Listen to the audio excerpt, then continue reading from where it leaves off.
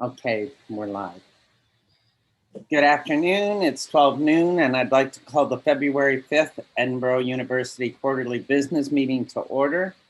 Also, the proceedings of the Edinboro University Council of Trustees are recorded. Therefore, public disclosure to those in attendance by a verbal announcement and written public notice avoids any violation of the Pennsylvania Wiretapping Act. The Edinboro University Council of Trustees did go into executive session to discuss personnel and legal matters at 10:30 a.m. today, February 5th, 2021. Rachel, could you do roll call, please? Of course. And then we'll go into public comment after that. Chair Chafee, Present. Dennis Frampton, Dennis, you're muted. Everybody turn off their mutes for roll call, please. Dennis, you're muted. I see him. Okay, you see him. Okay, I'm here. Okay. It's just a picture of me.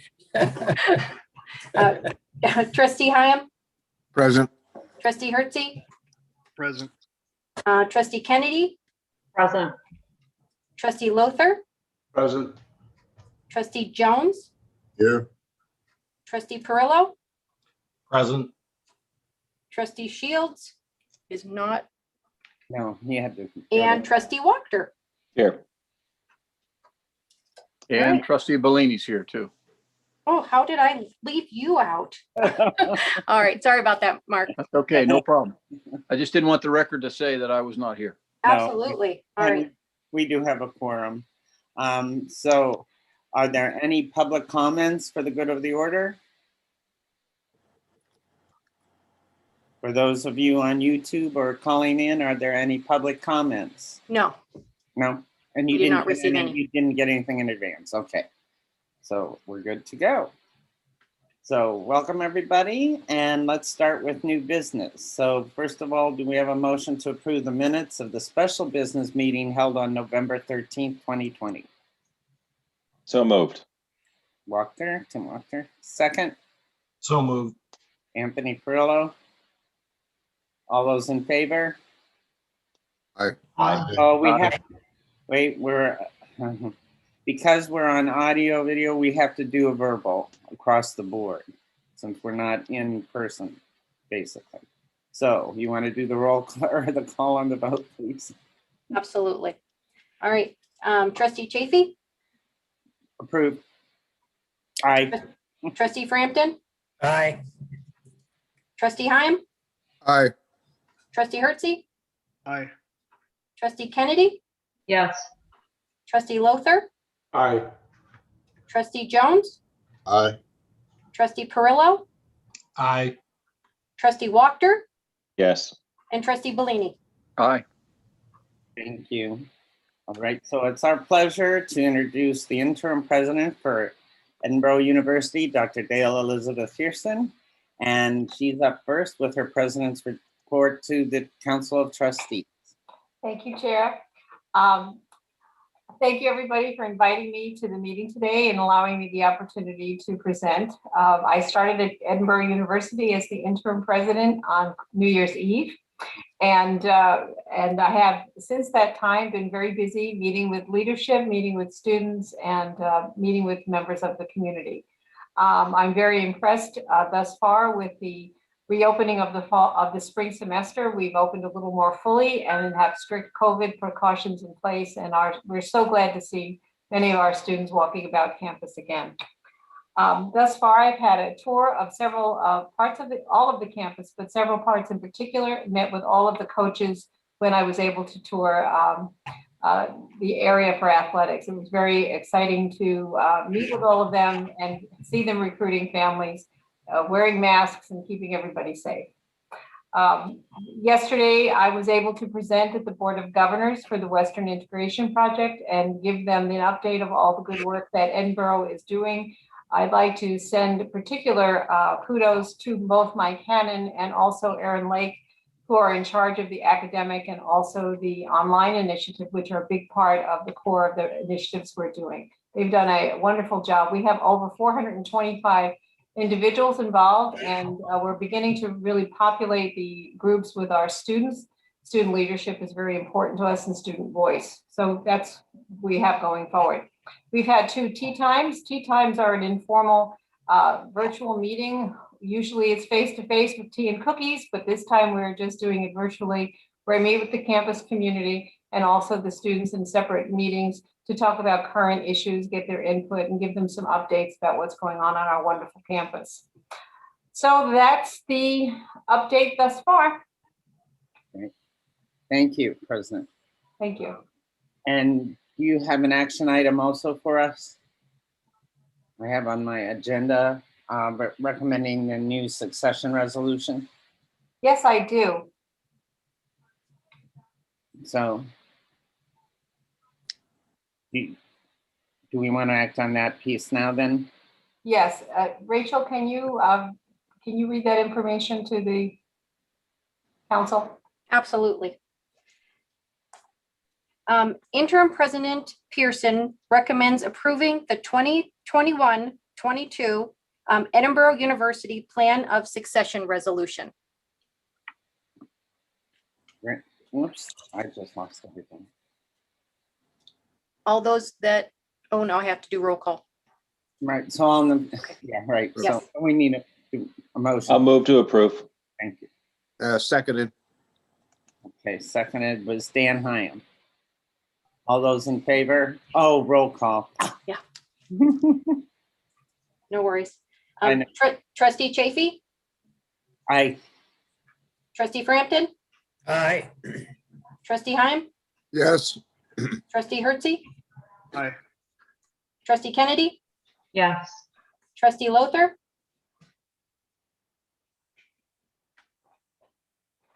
He's on Rob, you're muted. Rob, you're muted. Yes. thank you. Trustee Jones, Yes. Trustee Perillo, Yes. Trustee Walker, Yes. and Trustee Bellini. Aye. Thank you.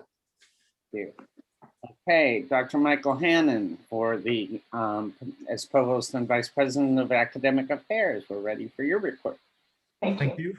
Good afternoon, everyone. I had provided an academic affairs report in your repository, so I'll just identify a few highlights from that report and encourage you to read that if you have not yet had an opportunity. This past December, we did have for about 600 students our 2020 virtual winter commencement that was held on December 5th. Sarah Watson provided student remarks for the undergraduate class, and Danielle Kepner provided remarks for the graduate class.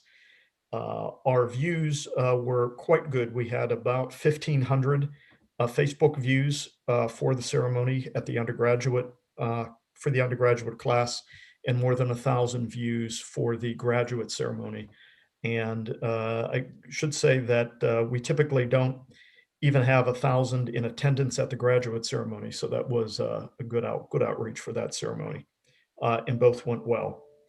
Also wanted to highlight that Dr. Penny Orr, who is our clinical coordinator for our art therapy program, which is housed in counseling, and 2 of her graduate assistants did provide this fall technical access and support to the Red Pencil Humanitarian Mission, which takes place in Nairobi, Kenya. And there is a link to a video about that project that you can follow through the report. We've also had a number of other student recognitions and faculty recognitions that are listed in the report. I did want to highlight some work by Professor Michelle Vitale out of the art department. She had been working on the Frontier Park skull case in Erie and did provide positive forensic identification in that case. She did receive messages of appreciation both from the victim's family and from the Erie Police Department for her work in that. In an unrelated case, she was also interviewed at length by both Netflix and Snap Judgment for some case presentations that'll be taking place in 2021 and 2022. And the University of Pittsburgh is coordinating a speaking engagement and exhibit of her forensic art for this coming March. We have multiple examples also of academic campus programming and campus outreach. I did want to mention that Edinboro will be participating later this month in the Junior Achievement Inspire Virtual Career Fair, which is primarily affecting students in both Erie County and Crawford counties, and about 16,000 students in 7th through 12th grade are expected to participate in that. Beth Ziwi serves on our board for junior achievement in Western PA and is coordinating those efforts. And then lastly, I did want to acknowledge that work is continuing out of our Center for Branding and Strategic Communication, which is our piece of the Northwest PA Innovation Beehive Network.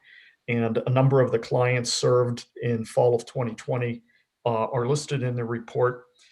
We continue to see clients and use both faculty and students at Edinboro in order to meet the branding and communication needs of these clients. Just to name a few of those clients, one is Fish Gods, which is a new company started by 2 Edinboro students, which has gotten good recognition. We've also done work for Presque Partnership and Riverside Brewing, among other companies. And that concludes my report, unless there are any questions. Michael, kudos though to some of your business MBA students. They did a business plan for the Tom Ridge Environmental Center Foundation for our Presque Gallery and Gifts, and they did an excellent job. And when they did the presentation to our board, they were extremely impressed. So kudos to them as well. Excellent, thank you. Any other questions? Thank you.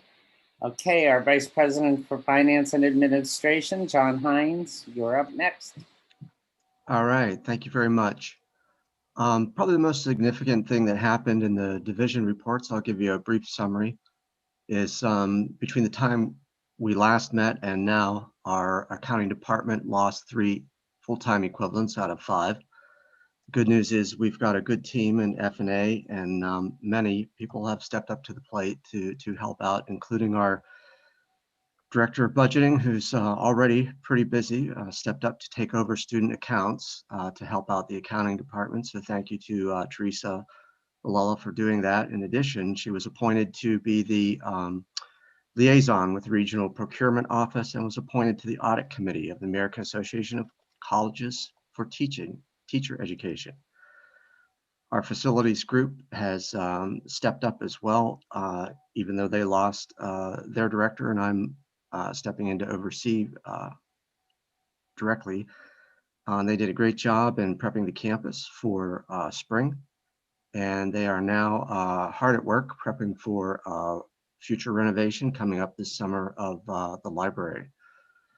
Our accounting department itself has some good news. They're preparing to receive, do the work they have to receive $6.5 million of federal stimulus funding, 2.1 million of which will be going directly to student aid. The other 4.4 million will be able to be used by the university, which will greatly support lost revenue that we have seen because of the pandemic. Our Director of Safety and Risk Management has been deeply involved in all of the COVID-19 emergency planning and testing and surveillance testing, medical testing.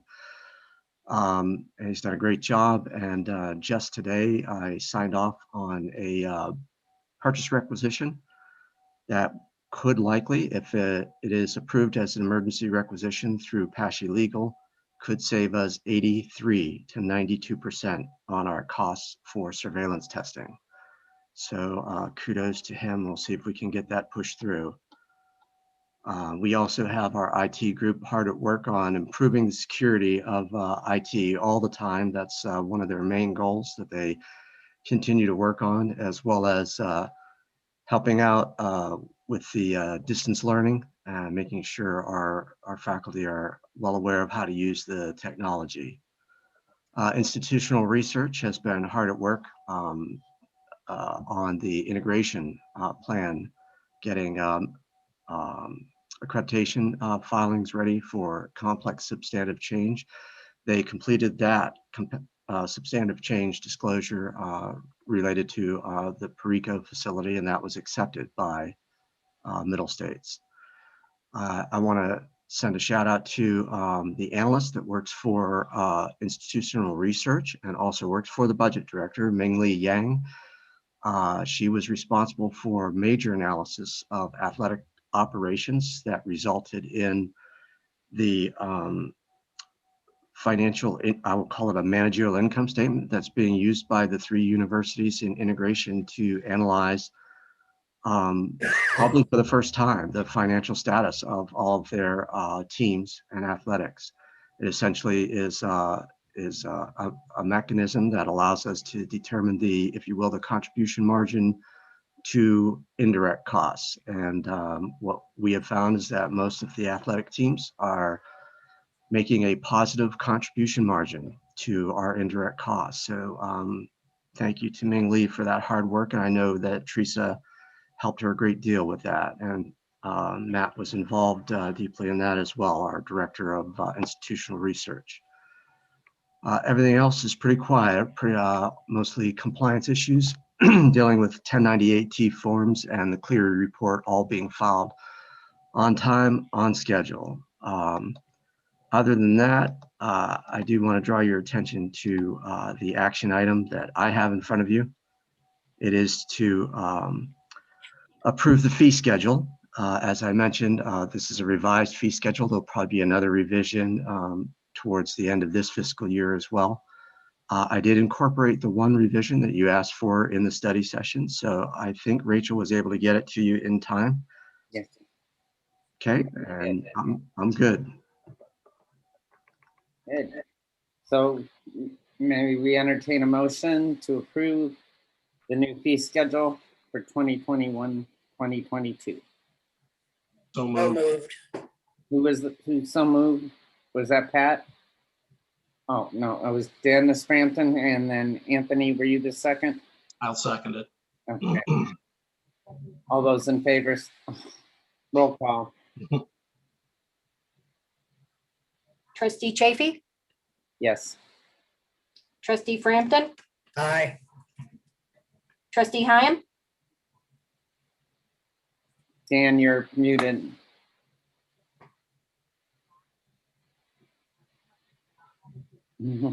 Sorry, Dolores is cooking. I'm trying to keep the noise down. thank you. Trustee Herzig, Aye. trustee Kennedy, Yes. trustee Lothar, Aye. trustee Jones, Yes. trustee Perillo, Aye. trustee Walker, Yes. and trustee Bellini. Aye. Thank you. So now under our Vice President for Enrollment Management, Dr. Bill Edmonds. Good afternoon, trustees and guests. I'd like to provide a brief update from the Enrollment Management Report. The full report can be found in the trustee portal. Our coordinator for veteran success, Dr. John Chrisman, worked with our financial aid director, Kelly Vitelli, to identify a recipient for the Larry Hill Memorial Scholarship.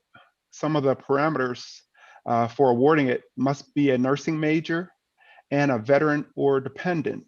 And they were successful in identifying one of our students to receive that award. Also, our coordinator for veteran success completed the Department of Defense Memorandum of Understanding that was due February 1st and required to be on our website as well. And we accomplished that goal as well with the help of both Angela Burrows, VP Burrows, and John Hines. So thank you to those two as well. In our financial aid division, the financial aid office is working on our next communication and outreach for students to complete our FAFSA. There's an email campaign getting prepared. This message will go out to all new, prospective, and currently enrolled students here at Edinboro University, encouraging them to complete and submit their FAFSA on time. This is especially necessary during this time of COVID and the uncertainty for students. Due to the limitations with COVID, we were unable to host our annual and normal financial aid workshops at some of our local high schools. However, we did participate in virtual events, but it's just not the same as being face-to-face and in person, sitting down with a student and their family, working on completing those forms. The admissions office, just in some of the technology advancements that we are pursuing. Axiom automation of transcripts and other PDF documents, which will eliminate manual processing for our support staff. They will be automatically fed into our CRM system. We've also worked with ITS on insertion of JavaScript, so we can do autocorrect in our nomenclature for upper and lowercase letters when students put all lowercase in where maybe an uppercase letter needs to be. This will be autocorrected, saving our support staff time without making all these edits and corrections to information entered in our system.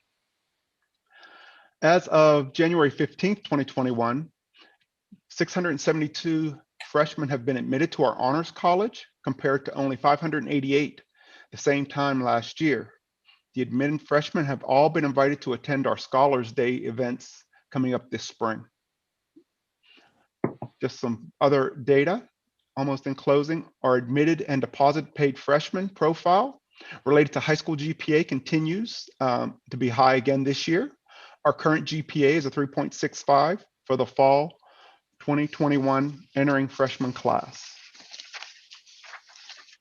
And that concludes my summary of the enrollment management report. Any questions? Thank you. Any questions? You're welcome. Thank you, Bill. You're Okay. welcome.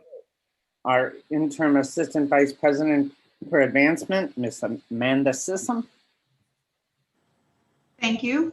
Good afternoon, trustees, interim president, Dr. Dale Pearson, my colleagues and my guests. Thank you so much for your time this afternoon so that I can provide you with an overview of where we're at with university advancement. I have submitted a written report that for the project period ending December 31st. I will give some updated data since we have closed January as well. I do want to mention within the written report that there's a correction to gifts to date and donors to date that is not reflective of the entire project period, only December. And we were highlighting the fact that we saw growth in November and December, and that's a really good sign as we move into 2021. Total gifts received through the end of January are $776,361. That is an indication of 42% of the amount raised in fiscal year 20, which we are now comparing to since the entirety of fiscal year 21 will be impacted by COVID. The total number of gifts to date, 4,152. That represents 51% of total gifts received in fiscal year 20. Number of total donors to date for fiscal year 21 is 1,557. That represents 63% of total donors making gifts in fiscal year 20. Our average gift size at this point is $186.98, which stays in a pattern of decline since fiscal year 17. So that is something that we're watching very closely. The reason that I am giving a comparison to fiscal year 20 is to point out that we have been successful in maintaining donors and receipt of the number of gifts. But what we're seeing a dramatic difference in at this point in the year is the average gift size.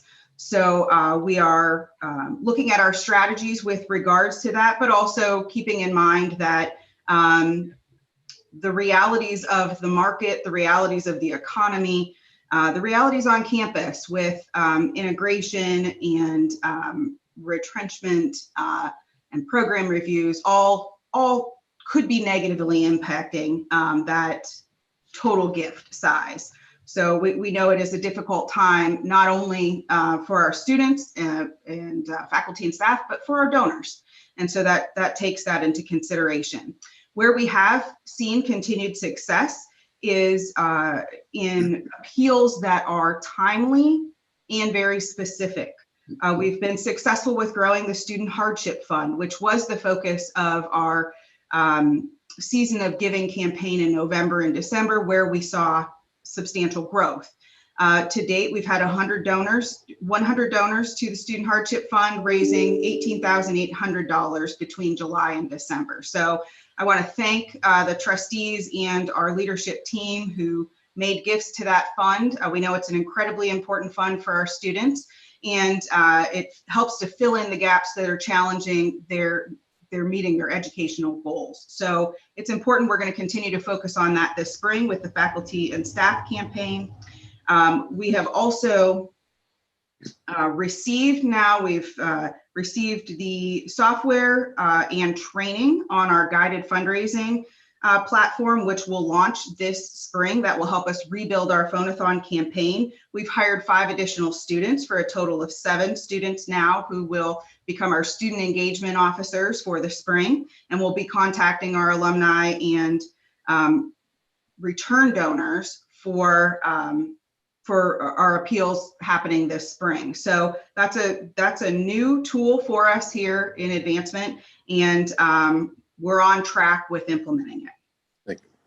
We'll continue to celebrate Art 100 this spring. We've extended that celebration, which means we'll extend our focus on art scholarships and our new gallery space that has been proposed for the library renovations, as well as programming of that space. We will also launch our Go Green campaign focused on graduate gifts, because it's focused on both undergrad and grad students. That walks hand in hand with commencement and encouraging students in their transition to becoming an alum to consider a gift to the university.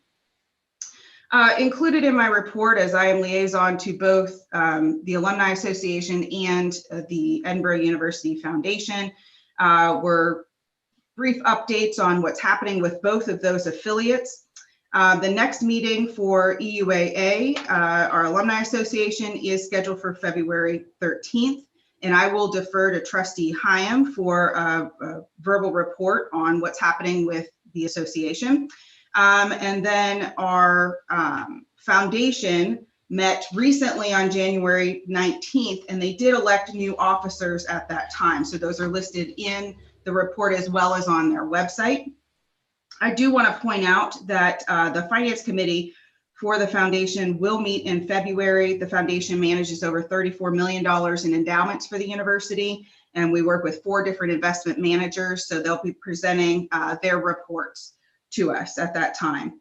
And great success that the Edinboro Community Gift Certificate Program that was launched over the holidays has to report.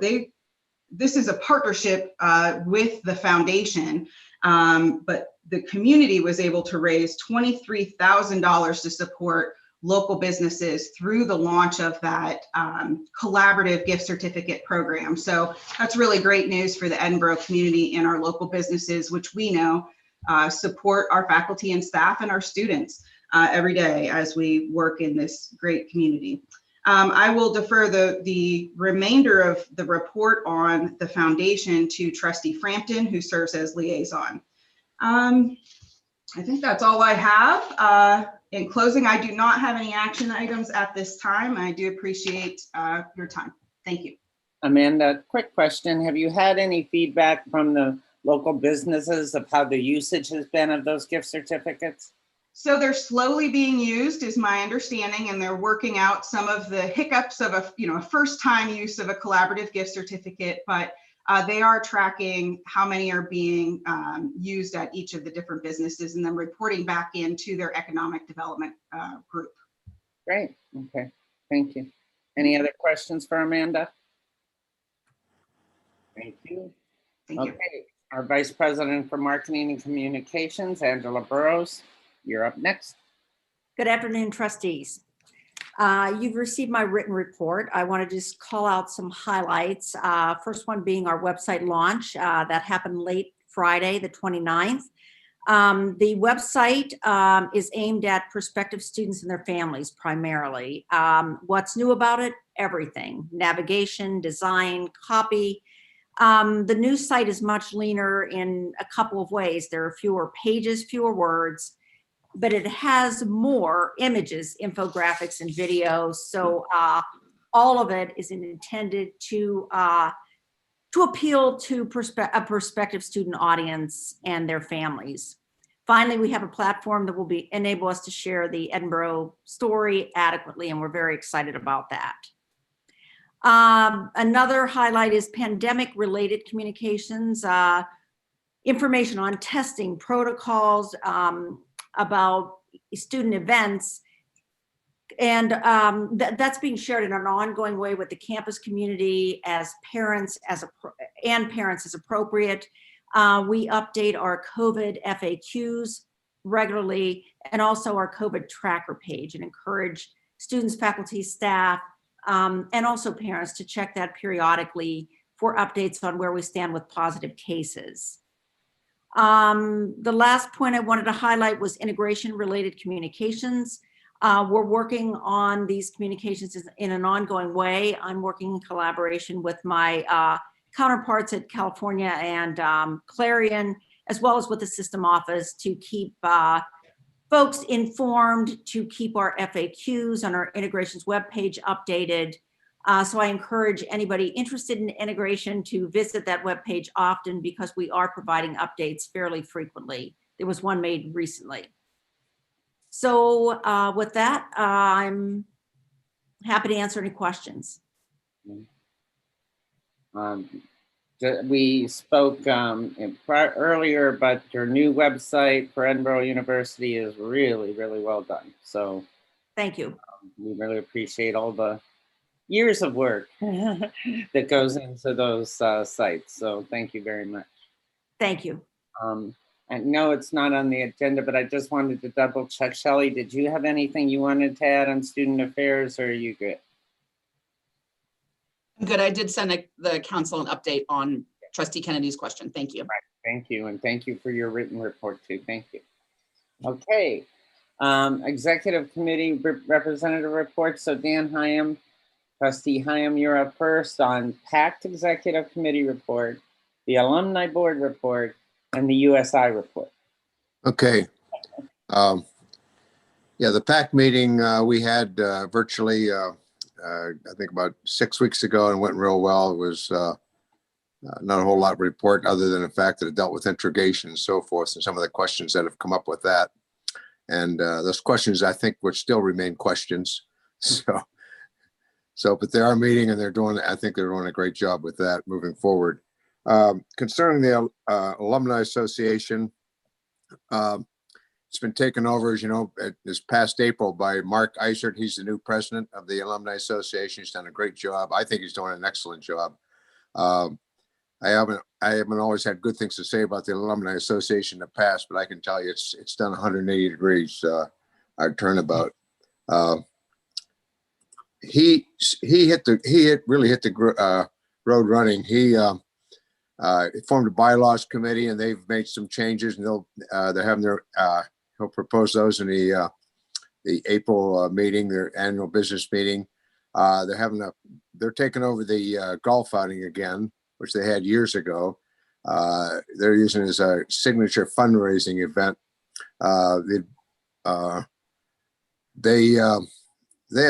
They really have no means of income. And I won't go through that whole history, but that went away with the adverse interest law. And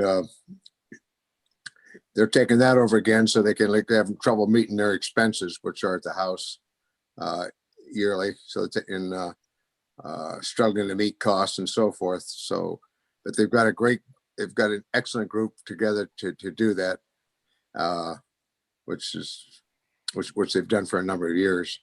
The Governance and Nominations Committee is being formatted to recruit and train volunteers. And finally, the Property Committee, they actually established a Property Committee to deal with the property at 204 and 206 Meadville Street, which fell into their laps about 6 months ago from a deal that was made in year 2000 on a necessary to buy a property after a death, which I was directly involved in at the time when I was president of the of the Alumni Association. We bought one property adjacent to the request of the university at that time. We bought one property adjacent to the Alumni House. And we made a commitment to buy the second one when the last survivor passed away, and she did, I think it was probably 6 months ago. And so they're going to resell the house and probably hopefully recruit the lion's share of their money with minimal cost. So we'll see how that goes. The new officers will be elected at the end of April business meeting also.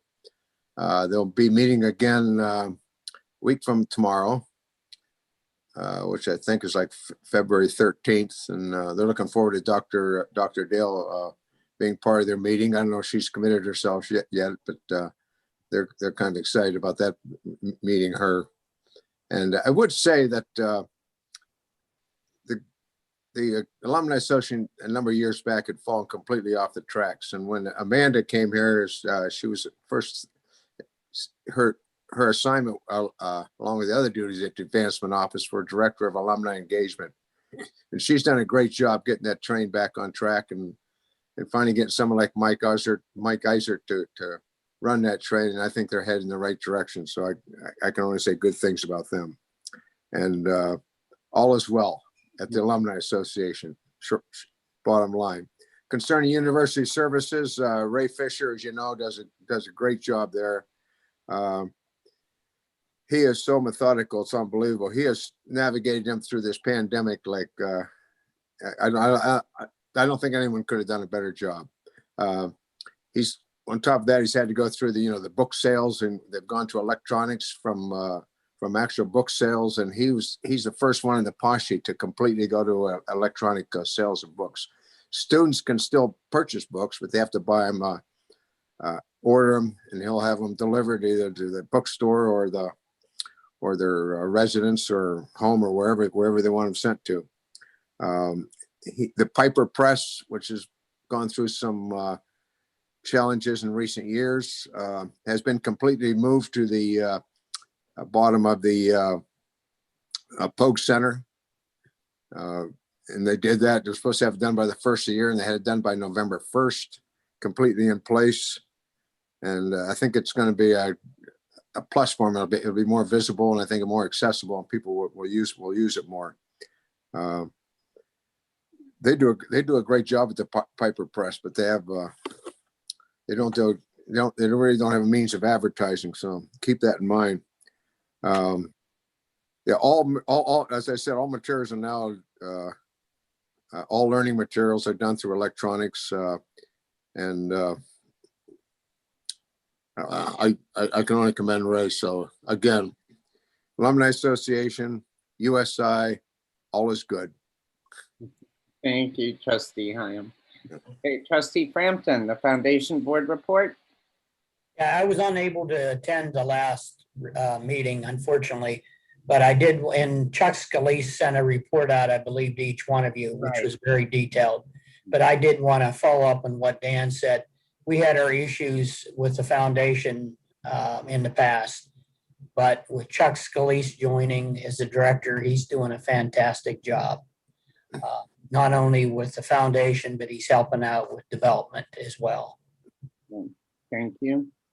So I wanted to announce, and we're sad to lose him, but Tim Wachter has stepped down from our trustee council after this meeting. So within a matter of minutes. And I would love for Tim to say whatever he'd like to say, but he will be missed, of course, and has made a contribution through these past years that really benefited Edinboro. So Tim? Thank you very much, Madam Chairperson. As you just heard, great reports from the various liaisons and the folks associated with the university. I'm happy to report that the university is in a better position despite our challenges and the challenges that the world has thrown at us today than when I started well over 7 years ago. It's been my pleasure and honor to serve the Council of Trustees, and I'd like to thank you for the opportunity to be able to work with each one of the members of the trustees, and the staff at the university. I am resigning as I have been appointed to serve as a commissioner to the Pennsylvania Commission on the Semi-Quincentennial, which say that 5 times fast. That is the official commission that is planning and executing on the Pennsylvania celebration for the 250th anniversary of the founding of our nation, which is to occur in 2026. So if you think of the bicentennial in 1976, I figure this is the sequel, but we're going to do it for the 250th. That is a monumental effort and quite an honor, and I'm pleased to be able to serve there, and I need to dedicate my efforts there. I know that the university is in good hands with Dr. Pearson.